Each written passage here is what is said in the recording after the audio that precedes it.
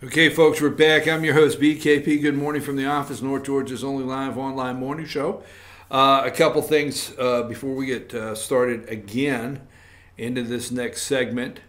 If you would ever like to, if you want to come and be on the show, yeah, you say, hey, I'd like to be on the show. I'm looking at the first of the year to do some more shows in January on FYNTV.com. We're looking to launch some new programming. If you want to debate an issue, if you feel you're out there and you would like to debate an issue on the show, I would like to create a 30-minute show, a debate show on issues. So you keep that in mind. 706-889-9700 is the way you get in touch with us. Chief@FetcherNews.com. And there's all the social media ways that you can follow us. But yes, we would like to do something first of the year. We have some new program we're going to get started. We're going to tell you well in advance so you know, and we're going to be telling you our broadcast schedule. Okay, today is the 11th, but yes, it's December, and right around the corner it's Christmas. So you believe it or not, in 2 weeks, not next Tuesday, the following Tuesday, you're going to be getting up and it's Christmas morning, a Christmas tree lit, and maybe drink some hot cocoa. I don't know what the weather will be like, but we want to let you know that on the week of Christmas, from the 24th until actually we will not return until Wednesday, the second day of the year. All right. So we want to let you know ahead of time. We will not have any live programming here at Good Morning from the Office Monday the 24th through Friday the 28th. And then that Monday the 31st and Tuesday the 1st, we will be back in 2019 on the 2nd. And the reason we're doing that in the week, the slow week there after Christmas, on the 26th and 26th, 7th, 8th, and 9th, our Team FYN Sports will be broadcasting the Fannin County Blue Ridge Mountains Christmas Clash. I think they have 60-some basketball teams. We will have 8-year-old, 10-year-old, and 12-year-old games, and we will be live on FYNTV.com, the Team FYN Sports department, on the 26th, 7th, 8th, and 9th. That's why we'll not be doing the show. It's like, tuning in on Sunday morning to get Chuck Todd, and he's been preempted by, the World Cup or whatever, or the, Wimbledon, something, you know what I'm saying? Some golf, NBC golf, whatever. So that will be our schedule. So we're just letting you know that next Friday, the 21st, will be our last live broadcast. Today, at the end of the program, give me the topic again, because we're in the holidays. Is it stress and anxiety? Right. Dr. David Markwell with Ridgeline Counseling will be airing our segment with Dr. David Markwell at 9:45 on stress and anxiety. We probably should get that for the president, because what I say earlier, he is suffering from impeachment anxiety. So, all right, Chuck and Nancy are on the Hill. Ayer's decision casts harsh light on Trump. Some of the headlines: Trump makes border wall pitch ahead of key meeting with Democrats. You name it, it's ready to go. What will happen today? Democrats suggest plea deal may have been reached in case against alleged Russian agent. Now, I wonder if sales, and this is not a joke, I wonder if sales on Russian dressing have dropped. I wonder if they have. Federal prosecutors and defense attorneys, give me this one here, number 15. Okay, this is a Russian agent report. Accused Russian spy reaches plea deal. Now, she came in and befriended, can't go into too deep, but she befriended the NRA, this Russian spy here. Federal prosecutors and defense attorneys may have reached a plea deal in the criminal case against gun rights activist and alleged Russian agent Maria Butina. Okay? In a joint filing Monday, the parties asked the federal district court judge overseeing the case to set a plea hearing at the court's earliest convenience. The parties have resolved their matter, and the defendant, Maria Butina, remains in custody, they wrote. So now, supposedly, at a National Rifle Association, all right, Butina was indicted in July on charges of acting as an agent of the Russian Federation to infiltrate organizations active in American politics, including the National Rifle Association, and to exploit personal connections with Americans in an effort to advance Russian interest. Now, supposedly at a NRA meeting at one time, she asked President Trump a question from the floor. So the media has gone nuts over this. If you were watching this morning, it's on the Huffington Post. Reports accused Russian agent flips. It's the top on the Huffington Post. All right. Khashoggi, I can't breathe. Okay. So that's, it's just like the top 10 on the list. Now, fired, I don't have a picture of him, but fired FBI Director James Comey calls on America to use every breath we have to oust the president. Okay? Now, go ahead and take that one down until I find another one I want up there at this time. Fired FBI Director Comey called on all Americans to use every breath we have to oust President Donald J. Trump as president during a speech Sunday in New York City. Comey has been leading the mission since at least 2016, while during a presidential campaign, the FBI, Department of Justice, Obama administration, and foreign allies spied on President Trump and his campaign, family, and business. All right. MSNBC host Nicole Wallace interviewed Comey at the 92Y event last night. Comey also said President Trump told him in private that he wanted him to drop the Michael Flynn investigation. Comey said it is very disturbing. So Comey goes on and he lies, okay?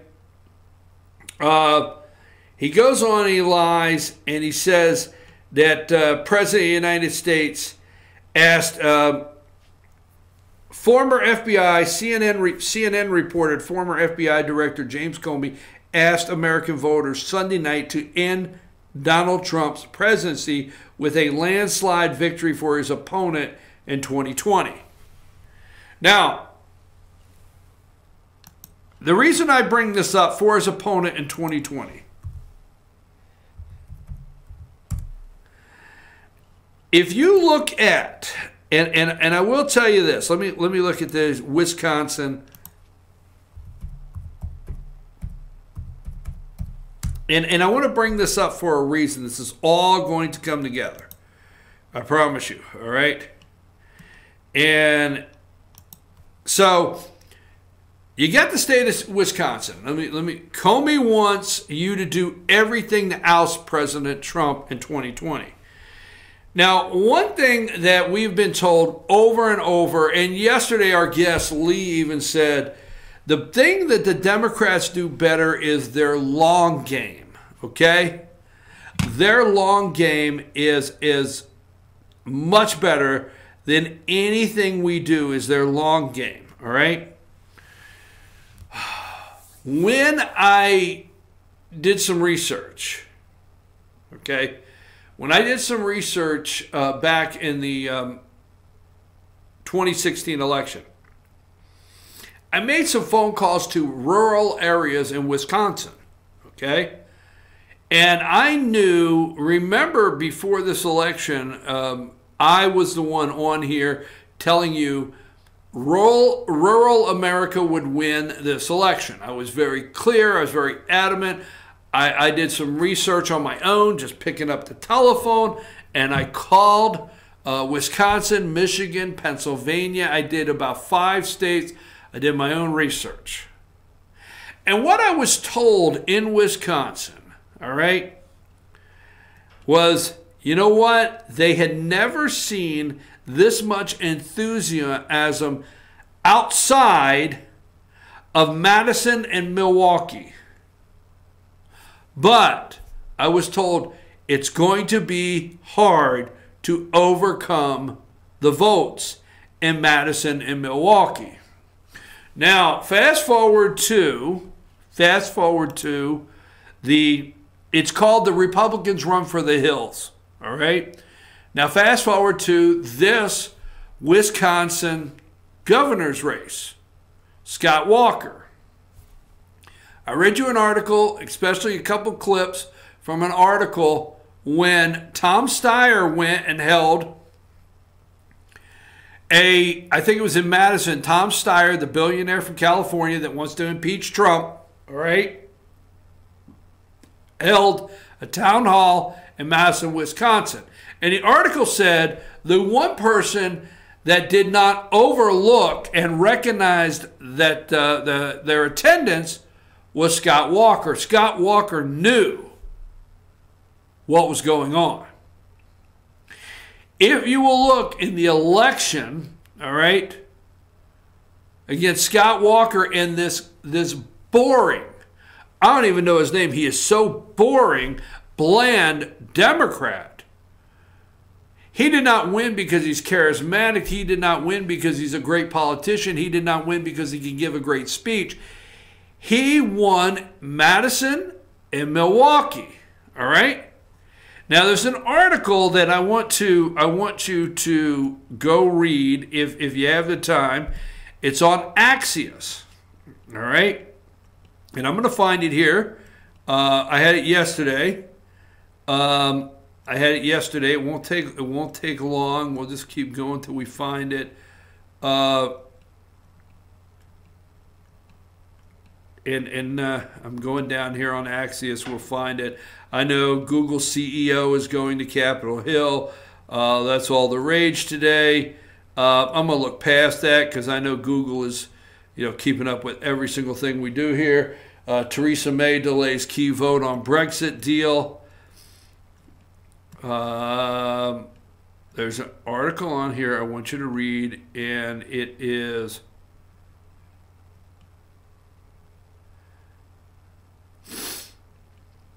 let's see.